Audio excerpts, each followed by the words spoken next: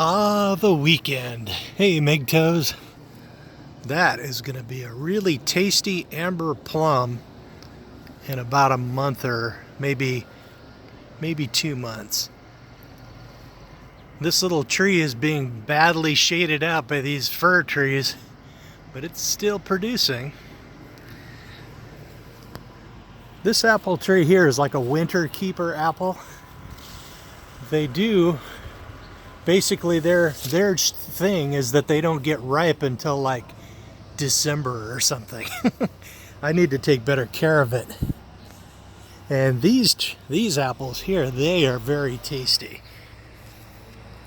And they get ripe at the normal apple time.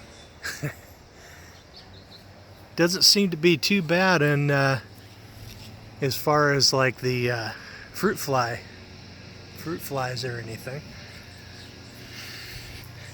Just got to keep the apples picked up, because when fruit flies infest a apple, the tree detects it, and then it drops the apple on the ground, and then the little apple worm comes out, burrows into the ground, and turns into a bunch of fruit flies.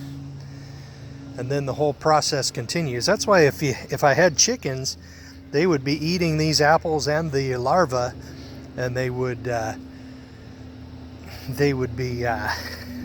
would break the pest cycle. I wonder if there's anything you can do with green apples. I'll have to figure that out. Well, too much to carry right now. I do love the weekends. This is a mulberry tree.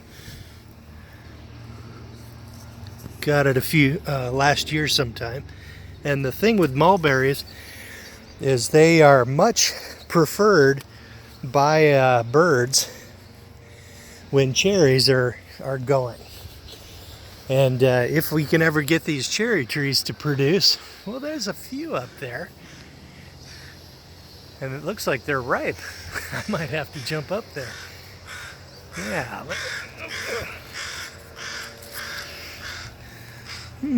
Looks a little overripe, darn. Anyway, the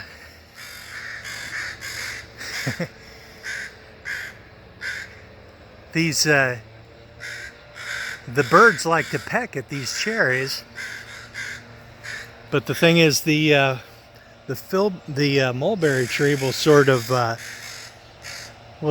lure them away. That's the plan, because they vastly prefer the mulberries.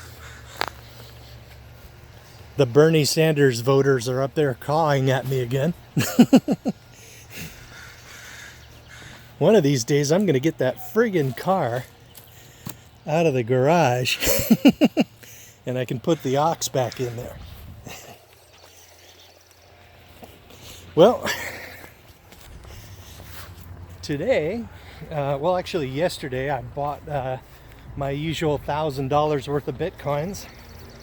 Every payday, now that I have the house paid off, every payday I dump 1,000 into Bitcoins.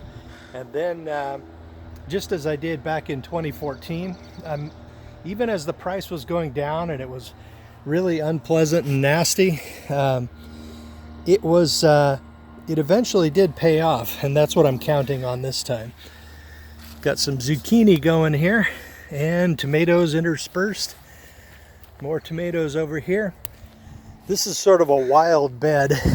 I got some squash over here as well, and it's more of a natural environment for these plants, and they don't require water that way.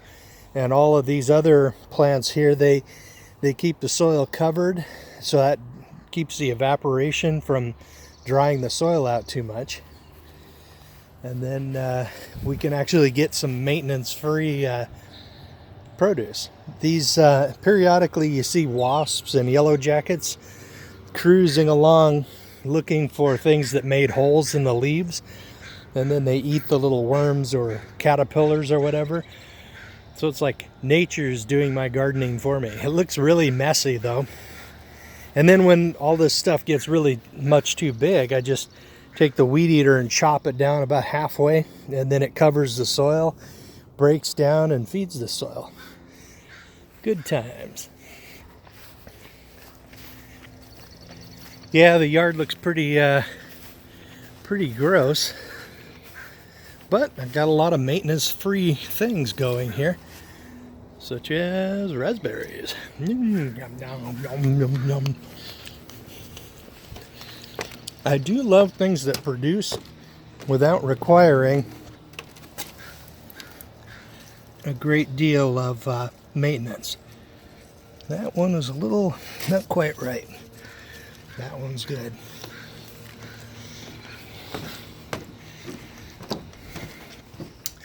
So anyway, all through 2014, man, I was buying them Bitcoins.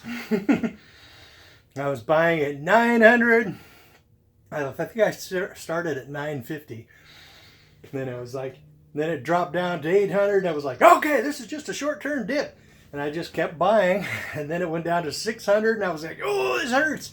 Kept buying.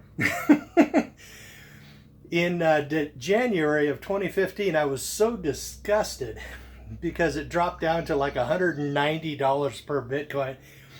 And I felt sick. I had purchased all those friggin' Bitcoins, and the price was just a fraction of what it was when I started buying. And I was so disgusted that in January of 2015, at the absolute low, I didn't buy. I just said, nope, I'm done. And that's when it bottomed right there, right when I felt the maximum nausea. And then I basically, after January, it looked like it bottomed and it went up to like 210 or something. And I said, okay, maybe it's bottomed. And then in February, I made that video saying I believe that Bitcoins have bottomed. And looks like I was right. Every once in a while, I'm right. So I kept buying. And now, technically, if I wanted to move overseas somewhere, which I kind of do, I'm not really sure, though. I could go live there right now for the rest of my life. Especially if I liquidated this house and dumped that in there, too. I could live the rest of my life in Cambodia or Thailand or Philippines without ever needing to work again. That would be pretty darn awesome. Although I do like my job, oddly enough. It has a lot to recommend it. It keeps me fit. And if I watch my diet a little bit, the weight just falls right off. So I really can't bitch, and it pays well, and I can buy $2,000 a month in Bitcoins since I am not married. That's it. When you take the drag factor of women and all their demands and needs and wants and totalitarian BS, and if you take that out of your life, man, it's just like you are like all engine and no load. And you can really go places and do things. And knocking this house to zero and knocking all the other debts, paying everything off. And man, MGTOW lifestyle, dudes. I live comfortably on about 35% of my take-home pay. And I almost never work overtime. If I do work overtime, I just take the comp time instead of the extra cash, because I really don't need it. Good times. Well, I finally got the front of this friggin' engine together. My goodness, was that a pain in the butt. I couldn't figure out how to line up the cam gears and keep the intake valve one from jerking backward because of spring pressure. I couldn't get it to line up until I finally figured out that I could just line it up and then stick wire ties on there to hold it straight. Then I was able to get the freaking belt on, put the front of the engine together. I had a slow leak in the radiator, so I thought I'd throw a radiator in. There's the old one over there. Problem with the new radiator, though, is that The transmission cooling lines are 3/8. No, the transmission cooling lines are 5/16, and the transmission cooler is 3/8, a 3/8 connector. So that ain't happening. So I purchased on Amazon these little adapters, and I embezzled a piece of scrap hose from work, 3/8, and that'll be the 3/8 side right there. Then I'll put the 5/16 on as an adapter, and then I'll hopefully get my friggin' car back. Man, these mechanics, they take so long to fix things. Jeez. I mean, and even when we're doing our own stuff, we can complain about the mechanic being slow. So, okay, well, that's about, I think I've bored you guys long enough, so I'm just gonna just ease into my weekend. Dad and I went off to our favorite breakfast restaurant and I had a nice country omelet with mushrooms, and Dad did his usual breakfast and had our coffee. He was reading the paper and I was surfing YouTube videos. As part of the tip, actually not part of the tip, as an addition or a bonus, I gave my last little $100 Cambodian bill that I got from Cambodia, and added that to the $6 I left as a tip. I've got to trim these down. Don't want the grapes to be climbing all over my house. Anyway, I gave that as the last, except for the one I have on my wall. So I always do that for a laugh, but now I'm out. So that's about it, guys. I am determined to get that friggin' car done this weekend. I want it done today. And assuming I put the timing belt in right, which is something I can't really count on because this is the first time I've done it, I might just be driving my car again. I've been carless for about a month. I enjoy driving that truck, but man, it's awfully big to be negotiating rush hour day shift traffic with. So I will be very happy to get my car back. Well, guys, I'm going to get into my coveralls and get cracking on this. And then if the thing runs, I think I'll throw an oil change on it. And man, these pads are awful thin. Yeah, that's the gap right there. I do believe. I think I'll throw. Do I want to throw rotors on there? Yeah, it's a little worn. Yeah, I think I'll throw new rotors and new brake pads. I'll reuse the calipers. Yeah, when I slow down, sometimes I detect a little bit of a shimmy in the steering wheel, and that's areas on the freaking rotor that are starting to grab harder than the other parts.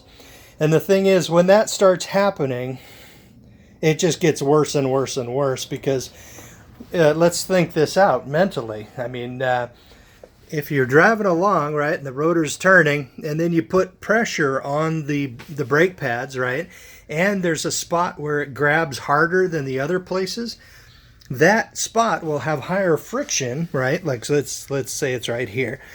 And then repeatedly, time after time, the rotor, the brake shoe will grab harder at that spot, and then it will get hotter and hotter in that one spot, and then you'll have micro cracks and everything, and more corrosion, and anything that goes wrong, it gets wrong worse when it's hot, and then eventually it just gets so bad that it really starts shimmying the steering wheel. And sometimes you can have those things turned on a lathe and fix the problem, but generally generally you're best off, now that rotors are so cheap, you're best off to just throw some new rotors and pads on there.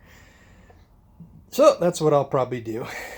But first I want to make sure I didn't screw up that friggin' timing belt, because I have never done that before. And first time through as a mechanic, you know, that you will, if you're going to make mistakes, that's the time you're going to do it. So I'm going to hook up my transmission cooler, put the top radiator hose in, fill it up, make sure it runs. Then I'll go ahead and throw an oil change on it. And then probably go ahead and do the brakes, as long as it's in here. Well, guys, I have got my work cut out for me today. And I will just, and this is actually kind of fun. I do enjoy this sort of thing. So I'm going to start my Saturday. So, don't get married.